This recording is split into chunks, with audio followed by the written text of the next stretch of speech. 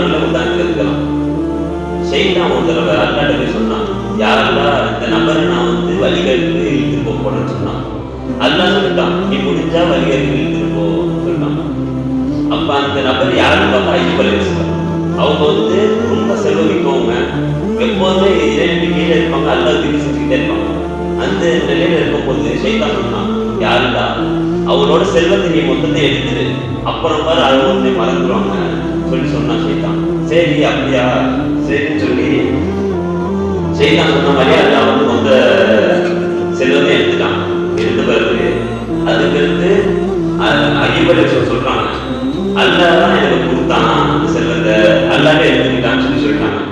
சரி ஆளுமே அல்லாஹ் திக்ர் செஞ்சுக்கிட்டே தான் இருந்தாங்க.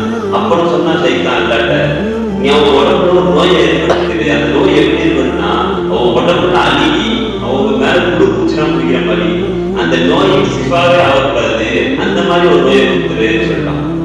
சொல்லவும் சரி சொல்லிட்டு அப்படி அல்லாஹ் நோயை கொடுத்தான்.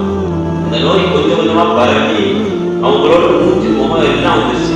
அவங்களோட குடும்பத்தார்கள் எல்லாம் விட்டு ஓடினாங்க, அவங்க மனைவி மக்கள் அனைவரும் விட்டு ஓடினாங்க. ஆனா ஐயூப் அலைஹிஸ்ஸலாம் அல்லாஹ் மட்டும் தான் திக்ர் செஞ்சுட்டு இருந்தாங்க. அப்படிப்பட்ட ஐயூப் அலைஹிஸ்ஸலாம் மூச்சுலாம் புழு பூச்ச பிறகு சொன்னாங்க, அல்லாஹ்ட்ட கேட்டாங்க, யாருடா நீ வந்து உடம்புல எத்தனையோ இதை கொடுத்த, பிரச்சனையை கொடுத்த, அதெல்லாம் எனக்கு பெருசு இல்லை யாருடா, எனக்கு கொடுத்த 50 செல்வத்தை எடுத்த யாருடா, அது நீ தான் கொடுத்த, நீனே எடுத்துட்ட, அதுக்கும் எனக்கு பிரச்சனை இல்லை யாருடா. ஆனா இதுக்கப்புறம் என் நாவலே நீ வந்து அந்த நோயை கொடுத்துட்டீங்கன்னா உன்னை என்னால திக்ர் செய்ய முடியாதா யாருடா, அந்த நாவலை மட்டும் என்னை விட்டு வச்சிருக்கா யாருன்னு சொல்லி துவா கேட்டாங்க.